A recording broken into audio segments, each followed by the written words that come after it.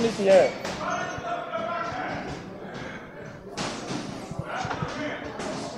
This is Gugan Cassius for IFL TV. We're at the Stonebridge ABC here in London. With me, I've got boxer Kelvin Fawaz. How are you, Kelvin? I'm alright. How are you doing today? I'm very well. I thought you was going to leave that mask on for the whole interview and try and mess with my head. I'm not that arrogant, man. I'm not. I wouldn't do it like that. I only did it because I'm excited to have it because my manager got it for me. Yeah. So I'm really excited because I've never had this before and it feels good, you know. So actually, when I train, I usually push myself to get tired, but now this is pushing me. I'm getting tired with this on. So when I put it on, I get tired even more quicker because it stops the breathing. I've got something similar, but it's not used in boxing. So is it? Well, I don't know where to use this. Ali just got it for me. Yeah, you don't want to know where else they use this shit, honestly. Where else do they use it? You don't want to know. Trust me. Ask Ali later on. Where would you use it outside a boxing gym? Just ask him. What's happening? You cool? Everything good? Been training hard today? Yeah, training hard, as you can see, you know. I can't wait to turn pro and, you know, get in a pro game and experience the life. But right now, all I can do is just train hard. I mean, there's nothing stopping me from walking around and just not training, because by the time I turn pro, it's going to be even harder for me to make the transition. So right now, I just keep in check, you know. But any man with my story would have given up by now. Like, you can't go through all this experience in life and keep thinking that, you know, that you're okay. You're gonna break down. You're gonna break down. I mean, there's certain times I just sit down. Ali, it's okay. There's certain times I sit down and then, no reason, I just burst out and start crying. No reason. I have no problems. I just burst out and start crying because. And I don't know why I'm crying. I'm crying because I'm tired of everything that I'm experiencing, you know. Like, a normal man couldn't experience this and just go through life like it's just a normal man. You will break down. I've been in positions where I've almost died. I never had a mom. I never had a dad. It's crazy, man. Really. And most of the friends I've seen, they end up on the roadside. Drugs, doing this, getting in trouble, locking up in prison. I chose to stand up for myself. And I chose to, you know, say, you know what, this is different. I'm going to make myself much more predictable than what other black people will be predicted as, if you get what I mean. So I decided to set a pace for myself in a way where I won't be the one that they could point a finger and say, here, that's the bad guy. You know, I want to be the one that they say, I'm proud of him. He did something good with himself from a boy to a man. Okay, let's just back up a little bit for people that don't know or not aware of your story. You came over here when you were 14-year-old, is that correct? Yes, when I was 14. When you were 14. So, I mean, you're 25 now? I'm 25. 25, so from 14 to 25, 11 years. What you know, at the start of that, what was going on? When I came around 11 years, when I was 14, they put me in a house where I was supposed to meet my dad, but my dad never came. So my dad never came, so I decided to stay in the house for a bit, and I was doing things that it could not, that wasn't normal. So I was washing their clothes, cooking their food. So I decided to run out, and some man pointed me to the social services. So I ran to the social services, and they put me up in the systems ever since from 14, 15, 16, 17, 18, 19, 20, 21, 22. I was in the system till I was 22. And then after 22, but when I turned 18, I was getting into so many troubles, like with the police. I was getting in trouble with peer pressure, and the most problem was friends. The friends I hang around with. My grandma used to say, the birds of the same feather flock together. So that means, show me your friends and I'll tell you who you are. So I hanged around with people that wasn't going nowhere in life, but I thought that was life. I thought that was the shit. I thought that was the main. I thought I was doing it, but then I didn't. I got stabbed. I got shot. I got stabbed over 25 times. I got shot on my leg. I've been beaten up till I got into a coma. But in the process of doing all that, I learned, you know, because if I hadn't gone through all that, I wouldn't know where I am today. I wouldn't know what I want to be today, because I don't want to be that. That's why I can look back and say, you know what? That was bad. I want to change and be good, because without that experience, I wouldn't know what good experience is. And it taught me a lot. I learned a lot from it. But at the same time, I had my focus. I started boxing when I was 17 years old. and I'm 25 now. So boxing, it helped me. It molded me into the man that I was gonna be. It put me in a way where I could see myself becoming a man, but I had to work hard to get there. So boxing helped me in a way where I can't see anything else doing it for me. You know, it is the only place I could look at only thing I could look back and say, I'm proud of doing it. But I wasn't proud of getting stabbed or standing on the road. I wasn't proud of that. But I was proud of getting into boxing because he changed me. He took me out of the road. And it's only recently, 3 years ago, I decided to focus in boxing. 3 years ago. And then it just became good for me. You know, I kept on winning fights and all sorts. But before then, I was just playing around, doing nothing. Only recently, I decided to take up boxing in a way where I was serious about it. And it came up well. And on the process of getting in trouble, I have my National Diploma in Sports Science. I have my BTEC First Diploma in Sports Science. I have my Level 1 and Level 2 Mechanical Engineering Maintenance and Repair Certificate. I have my SIA license badge. I have a Level 2 SIA license. I'm a personal trainer. I'm a fitness instructor. I'm a first aid member. Also, what do I have? Yeah, that's it. I've done well for myself as well as I've done bad. But now I'm looking forward to in a way where I could just, I need help. I need help, you know. I've dropped the bad things behind me. Now I want the good stuff. All right, let's talk about the positive things going on in your life at the moment. Yeah. Obviously, we know last year you missed out on the ABOs. This year you're going to be back in the ABOs looking to make an impact next month. And the thing you really want to turn pro. But I understand you have a few problems at the moment regarding your paperwork and things like that. So what is the situation regarding that at the moment? Regarding the paperwork or the paperwork turning pro? Well, both really, both. Okay. First of all, I'll talk about the paperwork. Well, remember I came when I was 14, so I applied for Home Office to give me a limited leave to remain. They gave me a limited leave from 15 till 18. 18, I applied for extension. That was 2005 or 6. Since then, I've been waiting. Since 2005, I've been waiting to hear an answer from them. They've been putting me on hold, pending. So it's all a long process, but then they never answered me. If I have a passport now, I'll be professional and everything will be different. Everything will be different. I'll be working and contributing to the society. So I wouldn't be claiming benefits like everyone would. Like people, they give them their passport and they still claim benefits, £50 a week. For God's sake, you have a passport. Go out and make something of yourself. Don't sit down and let things come to you. Just like people, if you want cigarettes, you don't just sit at home in your chair and expect the cigarettes to come to you. You get up your arse and go to the shop and then you get the cigarettes where you want. But why can't you get up and do something that will make you feel good about yourself, but you can get up and go and buy cigarettes? It's just people take it, they see things as they want to see it. If you really want something in life, don't point a finger and say it's you, because of you I didn't do it. It's nobody. No, it's you. You point a finger at yourself and say, I put my hands up, I didn't get where I want to be. Because the more you put your finger around someone, the more you're running away from yourself, the more you actually don't see things the way you should see things.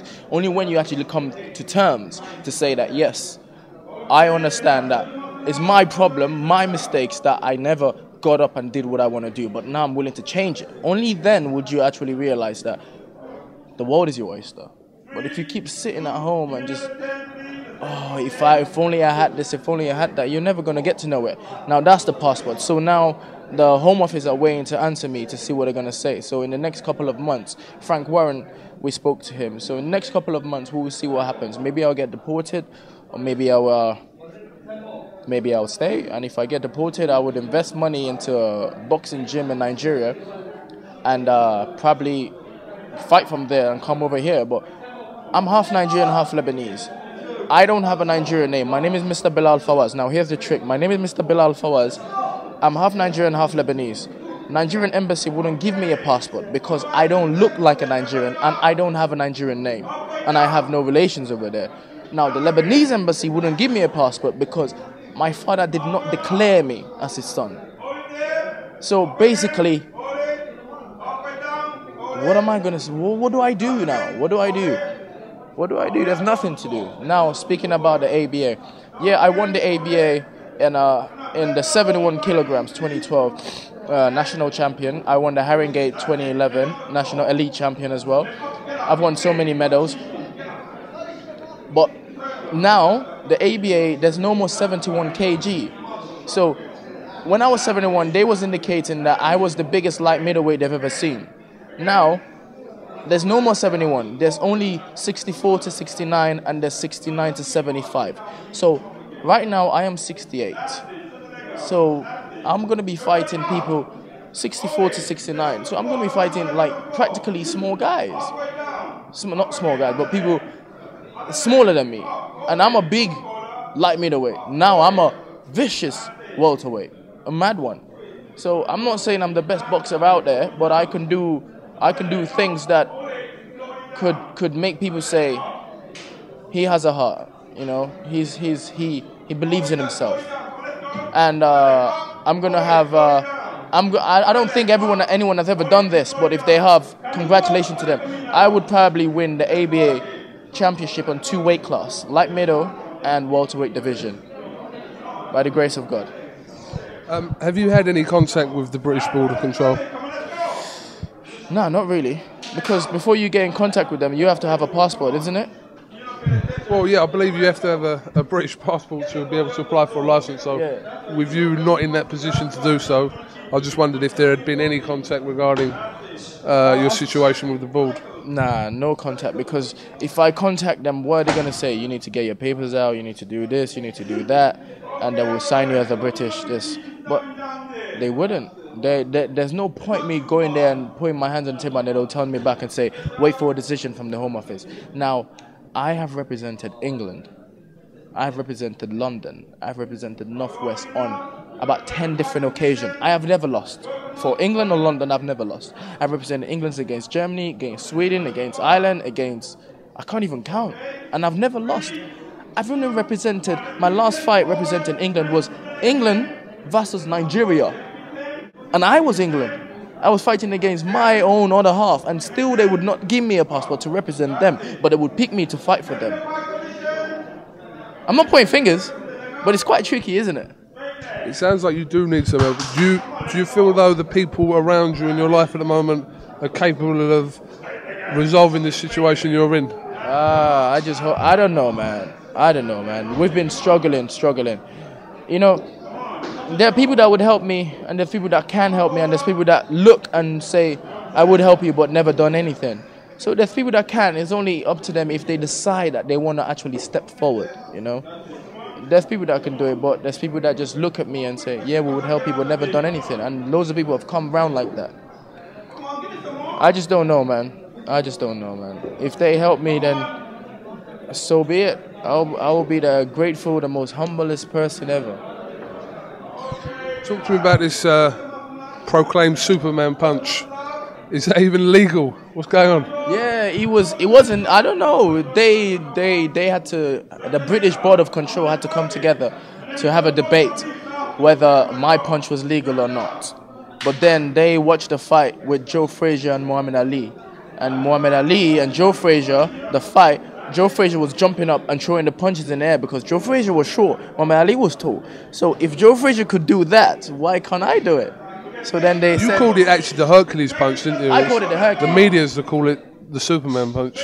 Well, you know, you can say what you want and then everyone put a name to it. You do something, the media put a name to it.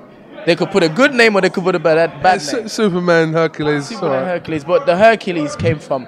I was watching Troy, Brad Pitt, the movie. And there was this big giant that he had to fight in the desert. And he just did one Hercules punch. He just ran, stepped to the left, jumped in the air, and came back down. And I was like, if he could do that, why can't I do that in the boxing ring? So I decided to do it. And it's a vicious punch because all your weight is not on the floor. All your weight is coming onto someone. So it's like, boom. So that's a really good punch. If you deliver it accurately, you're a madman if you can do that accurately. But then you don't rush into things, just like you don't rush into anything.